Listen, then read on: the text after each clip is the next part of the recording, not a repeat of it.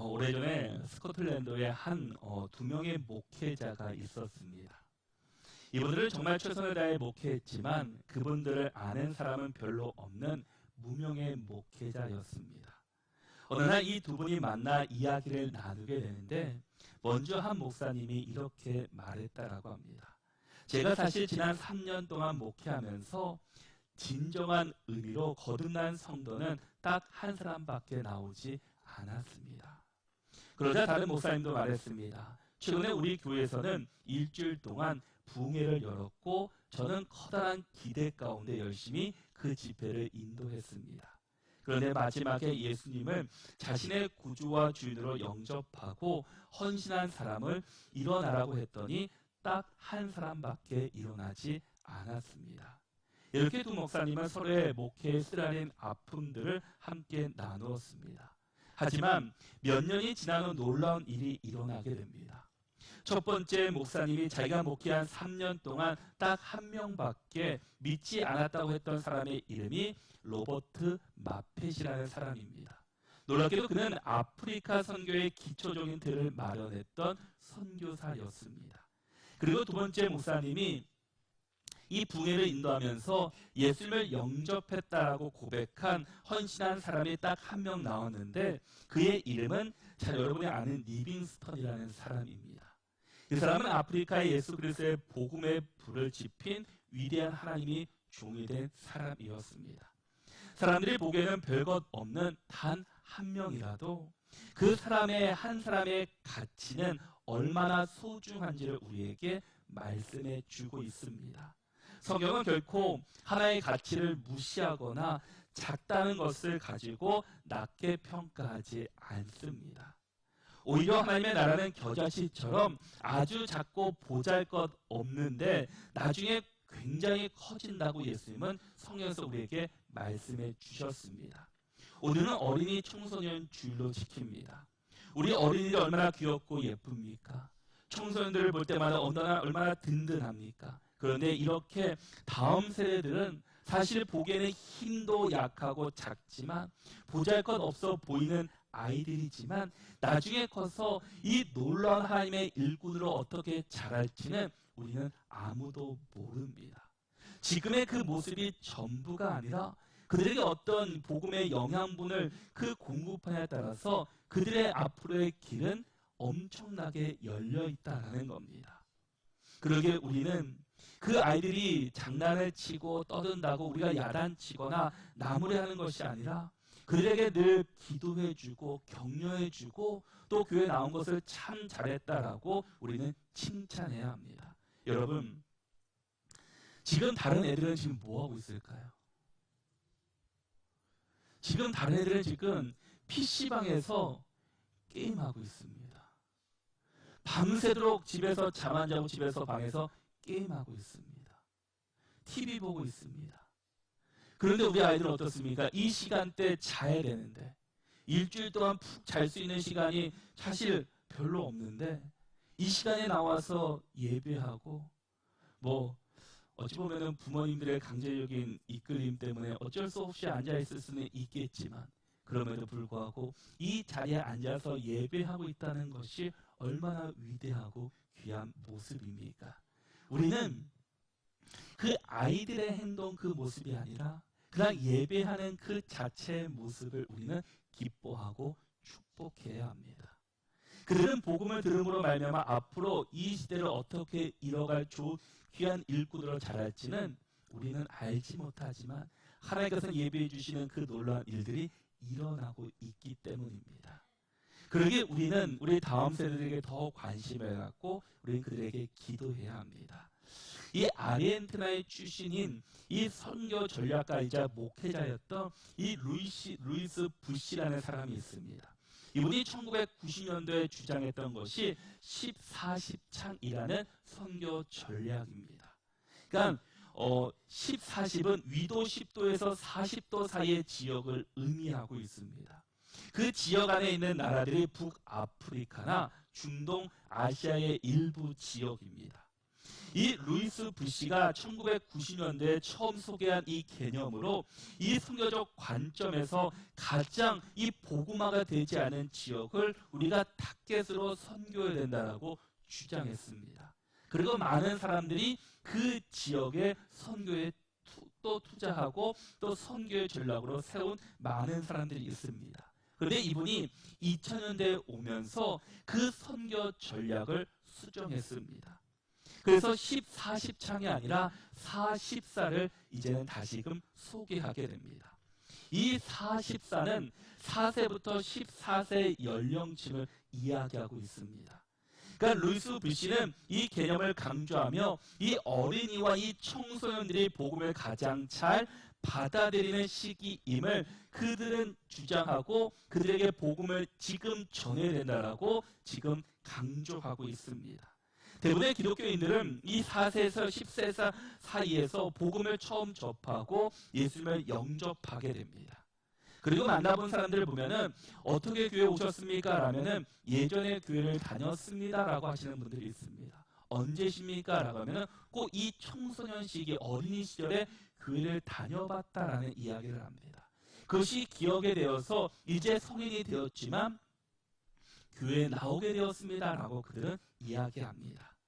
이때가 가장 복음을 듣기에 가장 적합한 시간이다라는 겁니다. 이 연령층은 정서적으로 지적으로 이 복음을 수용하기 좋은 시기이기도 합니다. 세상 인구의 상당 부분이 이 연령대에 속해 있고 이들이 바로 미래 교회의 중요한 일꾼들이라는 겁니다. 그런데 지금 상황은 어떻습니까? 복음을 전하고 교회에 나오는 다음 세대의 숫자들이 점점점 줄어들고 있습니다. 그리고 지방으로 시골로 더 가면 갈수록 교회 안의 다음 세대들은 점점 사라지고 있습니다. 교회 가면은 80대 어르신이 앞에서 찬양인도 하고 계시고 60대, 70대 어르신이 청년이라고 열심히 교회를 청소하고 뛰어다닌다고 합니다. 대부분 열등이 이렇게 많은 연령대층에 있고 다음 세대를 보기에 참 어려운 시대.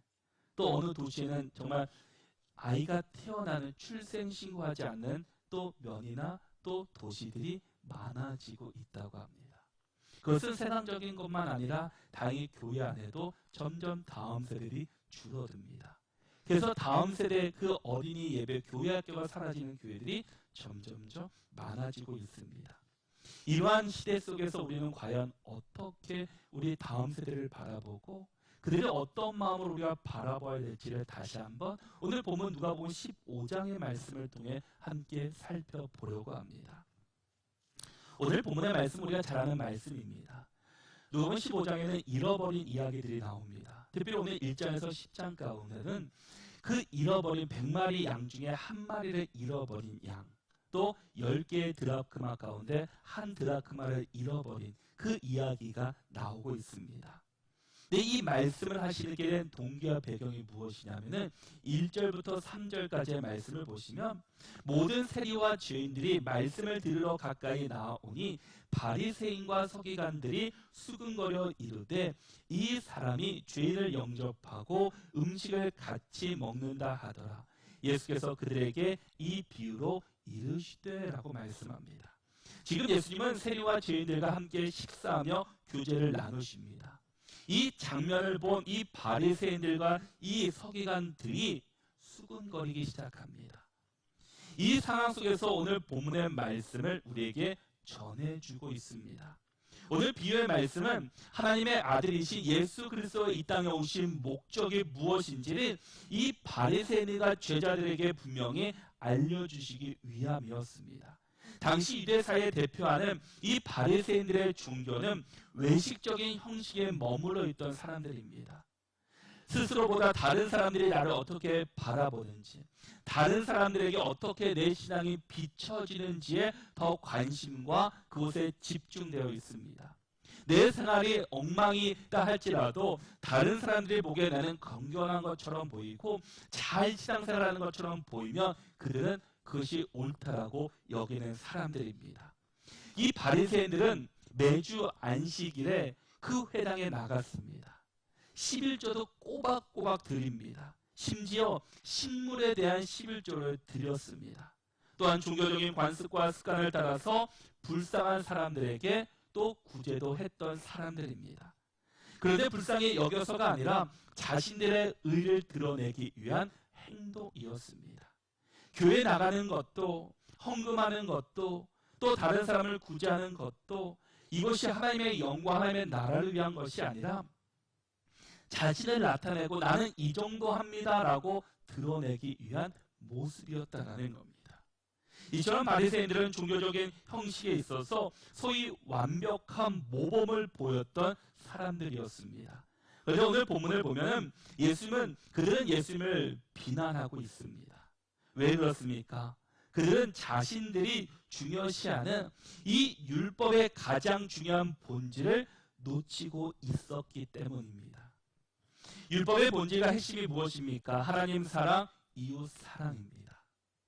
율법에서도 가장 핵심이라고 말하는 이 10계명에서도 1계명부터 4계명까지가 하나님의 관계와 하나님을 어떻게 사랑할 것인가에 관한 말씀이었습니다. 그리고 5계명부터 10계명은 이웃을 어떻게 사랑할 것인가에 대한 말씀이 그 안에 담겨져 있습니다. 바리새인과 서기관들이 그토록 열심히 회당에 나가고 열심히 헌금하고 열심히 기도했던 이유는 자기 스스로 의로운 사람이라고 인정을 받고 싶은 마음이 있었기 때문입니다. 여러분, 여기서 우리가 잃어버린 비유에 대해서 생각하면서 우리가 대부분이 하나님을 알지 못하는 사람들을 생각합니다. 그리고 교회를 떠난 성도들이나 이 가나안 성도들을 떠올리게 됩니다. 이것들을 비유로 말씀하신 것도 맞습니다. 그런데 우리가 한 가지 더 생각할 것은 이 바리새인들과 서기관들처럼 교회는 열심히 다니지만 하나님을 잃어버린 사람들에게 이 시간 우리에게 말씀하고 있습니다. 바로 그 사람이 바로 나는 아닌지를 우리는 다시 한번 돌아보아야 합니다. 내가 교회를 다니지 않고 교회를 열심히 다닌다고 시간마다 예배를 하고 교회에서 하는 모든 것들을 한다고 해서 그 모든 것이 하나님께서 칭찬받는 일은 아닙니다. 그 속에서 정말 하나님의 나라를 위해서 예배하고 하나님 나라를 위해서 헌금하고 하나님 나라를 위해서 봉사하며 헌신하고 있는지 우리도 다시 한번 돌아보아야 할 것입니다.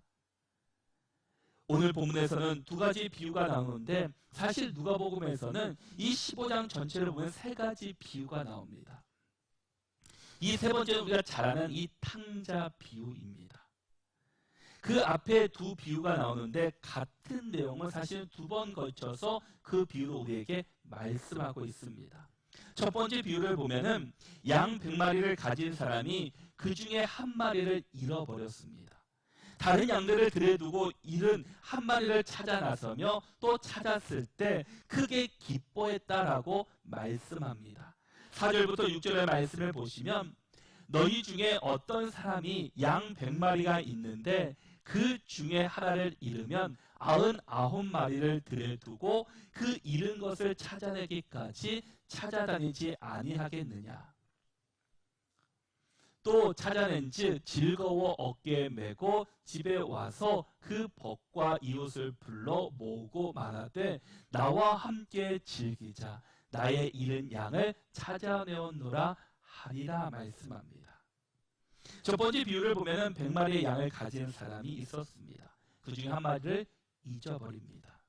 그렇다면 당연히 99마리를 양을 그 들에 두고 한 마리를 찾기 위해 떠나야 합니다.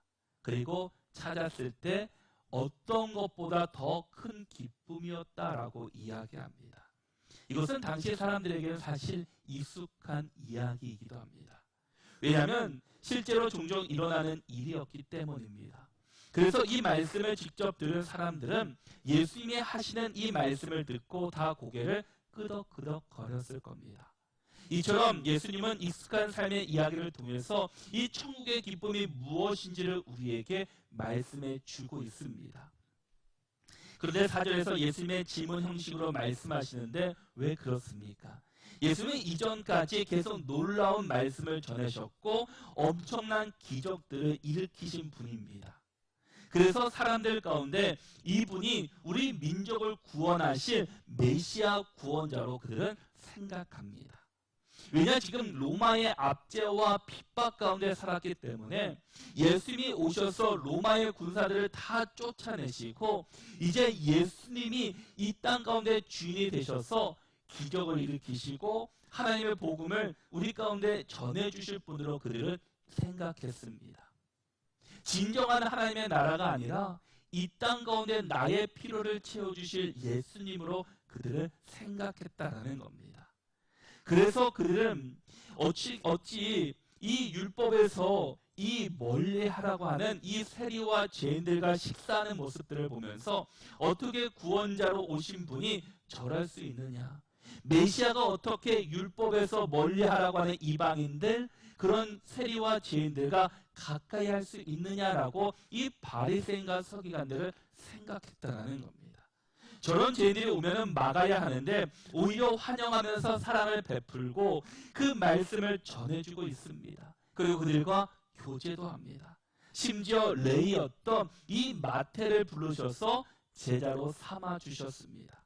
어떻게 그럴 수 있습니까? 그러니 이 바리새인과 서기관들 같은 사람들이 보기에는 어떻게 저런 이 죄인들과 어울릴 수 있는지 이해가 안 가는 겁니다. 15장에서 세 가지 비유를 예수님이 연속해서 이야기하신 이유가 바로 여기에 있습니다. 그들이 하나님을 떠난 것도 아닙니다. 교회를 다니지 않는 것도 아닙니다. 나름대로 회당에 열심히 다닙니다. 헌금도 열심히 합니다. 구제도 열심히 하고 기도도 열심히 드립니다. 사람들이 보기에는 완벽한 신앙인입니다. 사람들이 보기에 칭찬받기에 합당한 사람들입니다. 근데 예수님께서는 그들에게 말씀하고 있습니다. 너희 안에 잃어버린 것이 무엇인지를 발견하라는 겁니다. 너희들이 이렇게 열심히 겉으로 하지만 진정으로 잃어버린 예수님이 어디 있는지, 하나님의 말씀, 복음이 어디 있는지를 너희들이 다시금 찾고 생각하라는 겁니다. 바로 우리 가운데로 주님께서는 말씀하고 있습니다. 우리가 열심히 신앙생활합니다. 새벽 예배도 나오죠. 수요 예배도 나옵니다. 금요성령 기도에도 나옵니다. 또 주일에도 11시 예배도 드리고 2시 예배도 드립니다. 중간에 또 주방에서 봉사도 하고 교사로도 섬깁니다. 얼마나 충성되고 열심히십니까? 그런데 그 안에 예수님이 없다면, 복음이 없다면 그것은 예수님께서 기뻐하지 않으신다라는 겁니다. 정말 내가 작지만 연약하지만 그 안에 예수님으로 가득 차 있다면 그 모습을 기뻐하신다라는 겁니다. 내 안에 예수님이 없이 봉사하고 예배한다면 우리는 시간이, 지금은 우리가 어느 때까지는 나올 수 있지만 시간이 지나면 우리는 이곳을 떠날 수도 있습니다. 내 필요가 채워지지 않으면 우리는 교회를 떠나게 됩니다. 사실 교회는 나의 필요를 채우러 오는 곳은 아닙니다. 복음을 듣기에 오는 것이고 그 우리에게 귀한 진리를 말씀하시는 것을 듣기 위해서 오는 것입니다. 우리의 헌신의 자리가 바로 이 자리입니다. 많은 사람들이 교회를 통해서 내가 무엇을 얻고자 기대하며 이곳을 찾아옵니다. 그 기대가 세상적인 기대가 아니라 복음에 대한 기대이고 예수님에 대한 기대라면 마땅히 그런 마음을 가져야 합니다. 근데 많은 사람들이 세상적인 기대를 가지고 나온다면 그것은 자신의 그 충족을 채워주지는 못할 것입니다. 그런데 우리가 복음으로 예수 그리스도로 우리가 바뀌고 새로워진다면, 그런 마음을 가지고 있다면 이 안에서 우리는 예수님을 통해서 기쁨과 은혜를 누릴 수 있게 될 것입니다. 바리새인들은 바로 하나님의 말씀이 아닌 자신의 필요를 따라서 예배하고 구제하고 기도하고 있다라는 겁니다. 그런데 예수님께서는 7절 말씀에서 내가 너에게 이르노니 이와 같이 죄인 한 사람이 회개하면 하늘에서는 회개할 것 없는 의인 99으로 말미암아 기뻐하는 것보다 더하리라 라고 말씀합니다. 죄인 한 사람이 회개하면, 죄인 한 사람이 돌아오면 이 의인 99으로 말미암아 기뻐하는 것보다 그 한 사람을 통해서 더 기뻐하신다라는 겁니다. 우리 안에 잃어버린 하나를 찾는다면 하나님께서 더 기뻐하신다라는 겁니다. 바로 여러분, 한 마리와 99마리가 어떻게 비교할 수 있겠습니까? 대부분이 이 한 마리, 이 99을 지키기 위해서 한 마리를 버릴 수도 있습니다. 99과 한 마리는 비교할 수 없는 숫자입니다. 그런데 잃어버린 한 마리가 바로 돌아왔을 때 99보다 더 기뻐했다라고 성경은 말씀하고 있습니다. 바로 잃어버린 한 마리가 왜 중요한지를 예수님의 말씀에 그 핵심이 담겨져 있습니다. 예수님의 비유 속 목자는 단순한 인물이 아니라 바로 하나님의 마음을 보여주는 사람입니다. 하나님은 잃은 자, 즉 길을 잃은 우리 한 사람 한 사람을 끝까지 찾아가시는 분이십니다. 근데 우리는 종종 99를 지키기 위해서 하나를 잃어버리기도 합니다. 우리 주변에 소외된 사람들, 말없이 방에 있는 우리 자녀들, 또한 감정적으로 멀어진 가족과 이웃과 이 부모 등 그 한 사람을 하나님은 지금도 찾기를 원하고 계십니다. 혹시 우리 가정 안에, 우리 주변에 잃은 양이 누구인지, 아니 내 안에 잃어버린 한 마리의 양은 무엇인지를 이 시간 우리가 다시 한번 돌아보고 우리가 이 한 마리를 찾기 위해 달려간 이 목자의 심정이 바로 우리의 심정이 될 수 있기를 축복합니다. 그리고 그 하나를 찾아 기뻐하시는 그 예수님의 마음을 우리가 경험할 수 있기를 바랍니다. 두 번째 비유는 잃어버린 드라크마입니다. 그런데 이 드라크마는 단순한 그냥 작은 돈이 아닙니다. 이 당시에는 신부의 지참금, 그 존재의 가치가 그 안에 담겨져 있었다라는 겁니다. 하나를 잃은 것은 단순한 손해가 아니라 존재의 결핍이다라고 말하고 있습니다. 8절의 말씀에서 어떤 여자가 10드라크마가 있는데 하나를 잃으면 등불을 켜고 집을 쓸며 찾아내기까지 부지런히 찾지 아니하겠느냐. 드라크마는 은전의 명칭입니다. 이 여자는 10개의 동전 중에 하나를 잃었고 그것을 찾기 위해 쉴 새 없이 집을 휘어다니면서 찾고 있습니다. 그 모습 앞 비유에서 이 목자가 그랬던 것처럼 잃은 자를 찾는 주님의 모습을 우리에게 다시금 보여주고 있습니다. 이 은전의 성격은 이 고대 유대 사회에서 이 여자에게 이 결혼 지참금이었을 수도 있고 이 남편이 사랑의 징표로 맡긴 예물이었을 수도 있습니다. 또한 가정의 비상시를 위해 준비해 두었던 그 돈일 수도 있고 이 유대인들의 이 축제 시에 사용할 소중한 그 동전이었을 수도 있습니다. 분명히 이 중에 하나였을 겁니다. 목자나 이 여자에게 잃어버린 한 마리의 양, 한 드라크마가 남겨 있는 것에 비하면 별거 아닐 수도 있습니다. 그런데 이 99, 이 9개의 드라크마가 있지만 하나의 소중함을 우리에게 말씀하고 있다는 겁니다.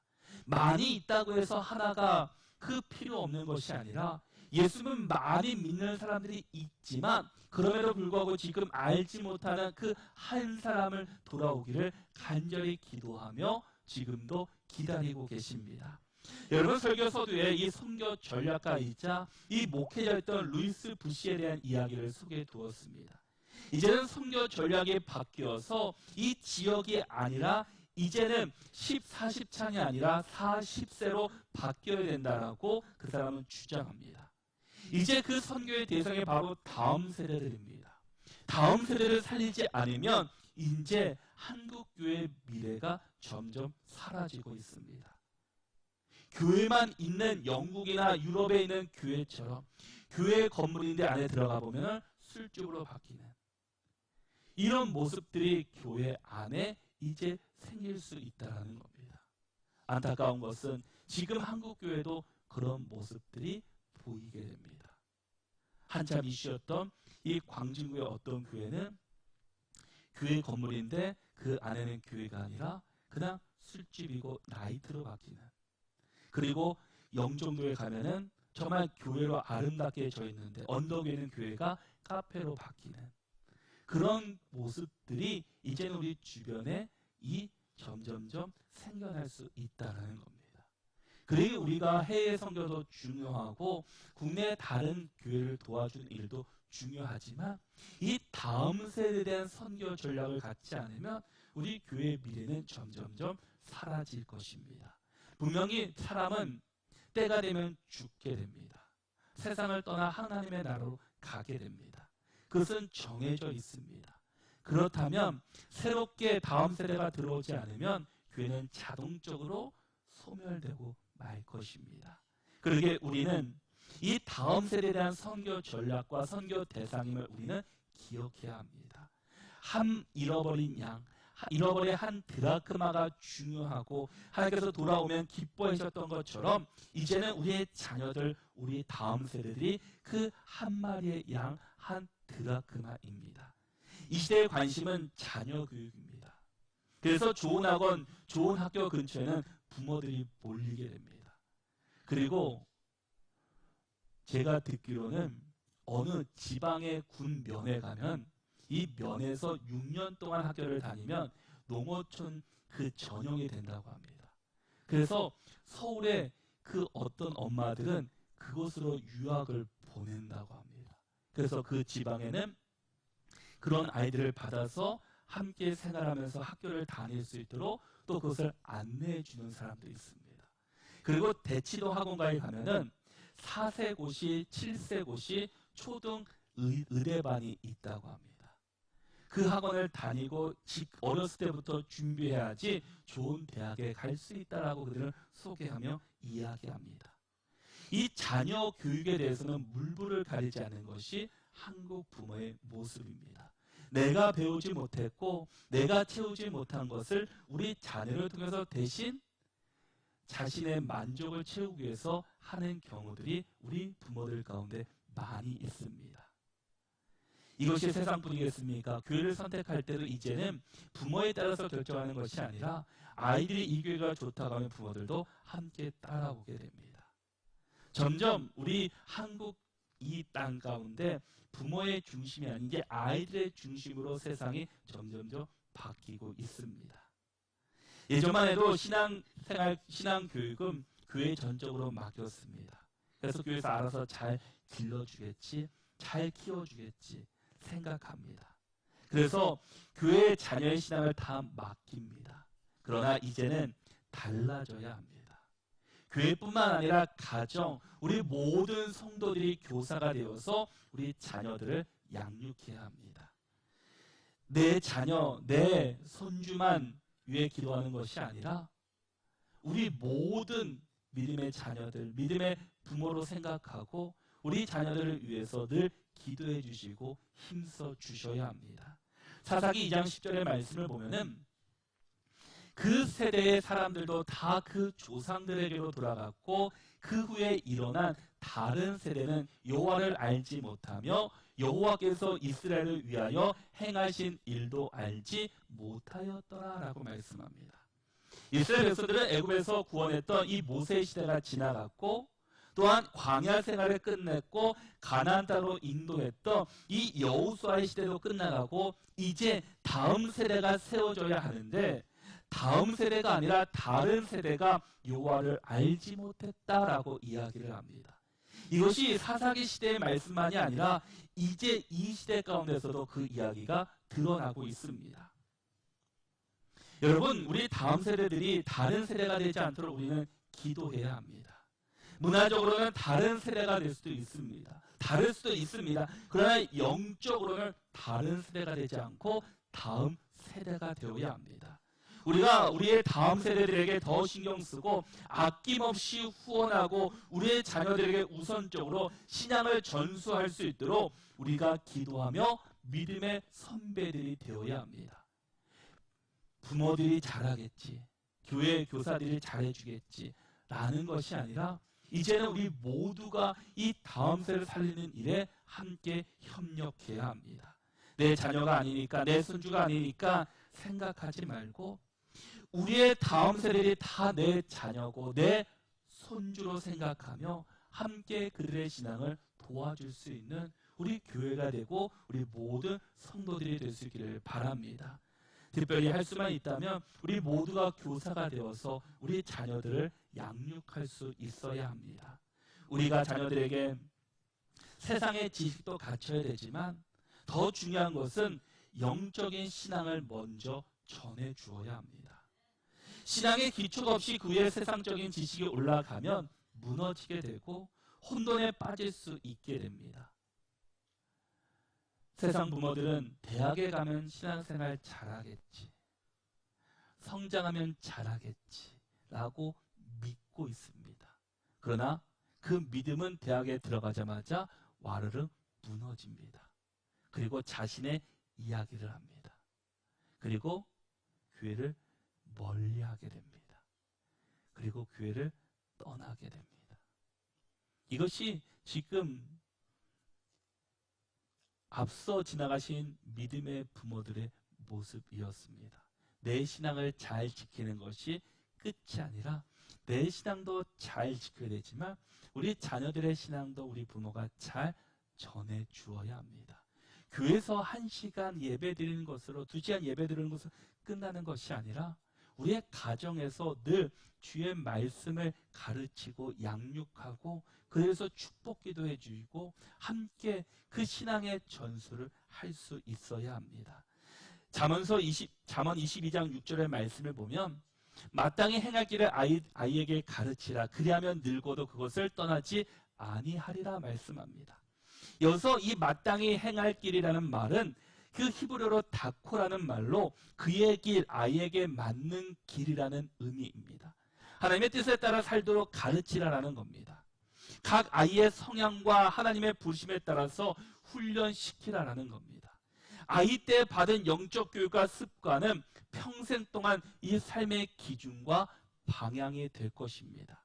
분명히 우리가 성장하면서 살아가면서 실패를 경험하게 됩니다. 좌절할 때가 있습니다. 넘어질 때가 있습니다. 그런데 믿음으로 살아가고 영적으로 살아간 자녀들은 말씀으로 다시금 그것들을 이기며 다시 한번 서게 됩니다. 그런데 세상적으로 살아가는 아이들은 실패를 하게 되면 그것에서 무너지게 됩니다. 그리고 끝내는 자신의 목숨을 그냥 내려놓는 사람도 있습니다. 분명히 실패는 누구나 옵니다. 그러나 성경은 우리에게 하나님이 나와 함께 하신다는 것, 어떤 상황 속에서도 나를 붙잡아 주신다라는 것을 우리에게 말씀해 주고 있습니다. 요셉은 어떻습니까? 성경은 요셉에게 형통한 자라고 성경은 이야기합니다. 그런데 사실 요셉의 삶을 보면 형통한 자가 아닙니다. 노예로 팔려갔습니다. 그리고 감옥에 갑니다. 이게 무엇이 형통입니까? 형통의 단어가 바뀌었습니까? 그런데 하나님께서는 그에게 형통한 자였다라고 말씀합니다. 그리고 그 앞에 문장이 하나님과 함께 했다라고 성경은 나오고 있습니다. 바로 하나님과 함께한 자가 형통한 사람이다라는 겁니다. 그리고 그것을 우리가 기억해야 합니다. 그것이 바로 형통한 자의 모습이었습니다. 우리는 다시 한번 우리 잃어버린 나의 모습을 다시 한번 점검할 뿐 아니라 우리 자녀들이 잃어버린 한 양, 한 드라크마인 것을 기억하며 그들을 위해서 기도해 주시고 그들이 주께로 돌아옴으로 말미암아 주님께서 이 99마리의 9개의 드라크마보다 더 기뻐했다라고 말씀하고 있습니다. 그런데 성경에서 놀라운 이야기를 해주는 것은 이 말씀 가운데서 이 한 마리를 찾았을 때 그의 행동이었습니다. 이 6절에 보면은 이웃을 불러 모으고 말하되 나와 함께 즐기자라고 이야기합니다. 드라크마를 찾을 때도 똑같은 이야기를 합니다. 하나를 찾았는데 이웃을 불러서 잔치를 벌이면 이 한 마리의 양과 한 드라크마보다 더 많은 비용이 들 것입니다. 어찌 보면 손해보는 일입니다. 아예 안 찾고 잔치를 안 하는 것이 그에게는 더 이득이고 유익일 수 있습니다. 그러나 그는 한 마리의 양을 찾았을 때도 한 드라크마를 찾았을 때도 이웃을 불러다가 큰 자치를 베풀었습니다. 이것이 바로 주님의 마음이고 주님의 뜻이다라는 겁니다. 주님께서는 잃어버린 하나, 그것이 우리 세상의 눈으로 보기에는 별것 아니고 우리에게 이해적으로 보면은 별것 아니고 그런 잔치를 안 찾는 것이 낫다라고 생각하지만 주님은 잃어버린 그 한 양, 한 드라크마의 그 중요성을 우리에게 말씀해 주시고 그것이 우리에게 큰 기쁨이 되었다라고 말씀합니다. 여러분, 한 마리의 양을 찾는 것, 한 드라크마를 찾는 것 쉽지 않은 일입니다. 우리 다음 세대를 믿음으로 키우는 거 사실 쉽지 않습니다. 부모들이, 신앙의 선배들이 본을 보이지 않으면 그렇게 되지 않습니다. 그러기에 우리가 잃어버린 한 마리, 잃어버린 하나가 무엇인지 우리가 다시 한번 돌아보고 우리가 정말 주님의 큰 기쁨이 되시고 주님의 참된 자녀가 되는 우리 모두가 될 수 있기를 바랍니다. 그래서 한 주간도 이 말씀을 기억하며 우리 삶 속에서 우리 자녀들에게 하나님의 말씀을 잘 전수하시고 우리 모두가 우리 다음 세대를 위해서 기도하시고 그 잃어버린 하나를 찾으며 기뻐하는 주님을 우리가 만나는 우리 모두가 다 되시기를 바랍니다.